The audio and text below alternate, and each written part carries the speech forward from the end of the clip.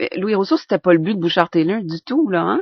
C'était même c'est quoi le titre du rapport? Le temps de la conciliation, je pense? Oui. Qu'est-ce qui s'est passé? Bouchard-Taylor a fait apparaître en direct à la télévision, en quelque sorte, le Québec profond, et le Québec moins profond, mais c'est-à-dire la situation était déjà mûre au début des années 2000 pour que les gens, par rapport à ce qui est perçu comme une identité différente et spécifiquement à partir d'un certain nombre de comportements qu'on appelle religieux, le Québec était mûr pour se dire qu'est-ce qui est en train de se passer. Comme si le Québec n'avait aucune expérience de la diversité religieuse, alors qu'on est fabriqué dès le 19e siècle au moins par le vécu face à face avec des anglophones, le dominateur, le conquérant et protestants aussi, et on s'est construit comme ça. Mais voici que tout d'un coup, on se découvre avec une fragilité identitaire. Je pense que la Révolution tranquille et surtout ce qui commence dans les années 70, la Révolution culturelle, où on a eu le sentiment et le mouvement assez majoritaire, faut le dire, de jeter par-dessus bord nos héritages catholiques, nos pratiques d'abord, en gardant certaines, le baptême et l'enterrement, mais en rejetant le reste, la pratique régulière. C'est comme si on avait jeté ça en disant bravo, on fait la révolution, et rappelez-vous les chansons, en 70, on repartait l'histoire humaine et québécoise, en tout cas, à zéro. Mais on a un peu créé un vide, là. On a créé un vide, zéro, c'est et vide. tout d'un coup, on voit des gens qui, de toute évidence, ne sont pas nés avec une ceinture fléchée, et qui, certains d'entre eux, parce que il y a un fantasme aussi. Les musulmans sont décrits comme étant pratiquants religieux. Alors, dans un score de 1 à 25 et 25e position, nous gagnons. Nous sommes les Canadiens français d'origine catholique les moins pratiquants. En 24e position, les bouddhistes. Et en 23e, qui trouvons-nous? Les musulmans. Donc, mais on imagine, on fantasme un musulman hyper pratiquant. Quand la télé veut nous montrer un musulman, c'est soit une femme voilée, soit un bonhomme dont on voit le derrière parce qu'il est couché par en avant pour être en train de faire sa prière. Il représente personne. Alors, on est, tout d'un coup, nous, on a tous rejeté, et voici que des gens arrivent, et, fantasme, ils voudraient de nouveau remettre la religion partout. On est ambigu par rapport à notre identité. Et c'est ce qui a lancé notre recherche qui débouche sur ce livre. Ouais. Il se passe un problème avec notre identité. La majorité d'ascendance canadienne française catholique sait plus trop qui elle est. Et on a peur. Point. Il y a un bonhomme satire et il est musulman. Par contre, ce qui m'inquiète beaucoup, c'est quand, au nom de la laïcité, on rend légitime un discours anti-islam. Parlons de laïcité, moi je n'ai aucun problème avec ça. Ce qui m'inquiète, c'est quand on se drape de vertu maintenant grâce à ce paravent que devient la laïcité.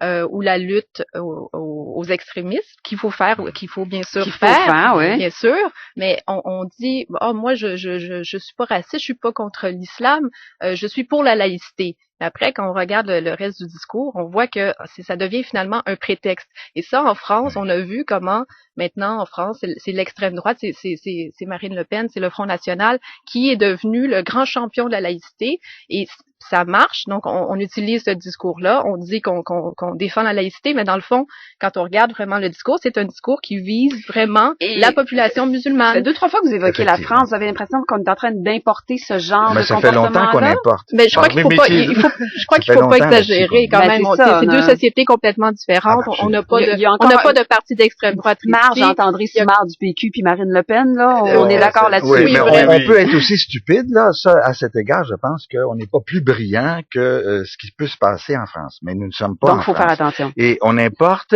des concepts comme si c'était des essences pures. Le concept de laïcité, le Québec est une société, c'est-à-dire au niveau de l'État, nous ne sommes pas une société confessionnelle depuis à peu près 1850. Pourquoi? Parce qu'il y avait pluralité de confessions protestantes. Donc, on aurait dû, comme conquis par l'Angleterre, être une société organisée à l'intérieur de l'anglicanisme. Les Canadiens français catholiques, c'était une trop grosse bouchée, l'Empire a concédé, il fallait pas qu'on passe aux Américains, etc. Je ne refais pas l'histoire. Mais nous sommes une société donc où l'État, comme tel, n'est pas un État confessionnel depuis déjà très longtemps. Au Québec, les composantes catholiques étant majoritaires, bien entendu, les catholiques ont eu une influence extrême sur la la société sphère en général, politique. oui. On a représenté, si vous voulez, l'Église était la nation, en quelque sorte. Et l'État était quelque chose de pas trop important. Mais vous pensez vraiment que ce fantôme-là, les jeunes X puis les jeunes Y, là, sont loin de ça? Non, là-dessus, c'est quand je vais dans les réunions organisées par le mouvement laïque, le monde a les cheveux blancs. Ici, là, et c'est très important de le dire, moi, mes étudiants qui ont 35 ans et moins, on ne leur a à peu près rien transmis de leur héritage. Ils sont dans une cours sur le christianisme, j'ai 10% de musulmans, 30% ils sont musulmans d'histoire, d'appartenance, ils sont curieux. Les jeunes sont en train d'avoir envie de connaître c'est quoi cette religion dont nos parents nous ont toujours obstinément caché. Cet été, on prendra une soirée au clair de lune et je vais te répondre à tes questions.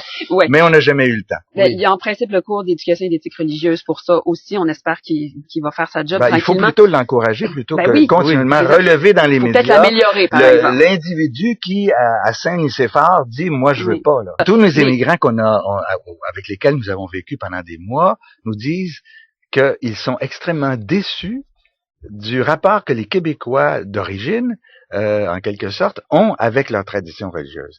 Ils ne sont pas, ils sont absolument intrigués par cela et ils le regrettent. En fait, on leur bloque l'accès à notre mémoire identitaire. Parce qu'on leur dit rien. Oui. Et quand ils écoutent les médias, en général, il est de bon ton de continuer la litanie sur la grande noirceur. Mais là, à travers tout ça, bon, effectivement, il y a du travail à faire. On en convient là pour comprendre ce que c'est qu'on souhaite comme laïcité, qui soit pas crispée, qui soit ouverte, mais qui soit pas non plus bonasse. Bon, il y a tout ça qu'il faut régler. Mais en ce moment, qu'est-ce qui instrumentalise ce qui se passe là, les petits accros. Déjà à l'époque de Bouchard-Taylor, dans le rapport, on parlait d'une distorsion manifeste par certains médias, par certains. Est-ce que c'est des enjeux politiques? Est-ce qu'on récupère politiquement? Est-ce que ce sont certains médias? Comment on l'explique le phénomène? Une des choses qui sur cette question est la plus dangereuse, c'est l'absence de connaissances portant sur, entre autres, la dimension religieuse de l'existence humaine et ses variétés.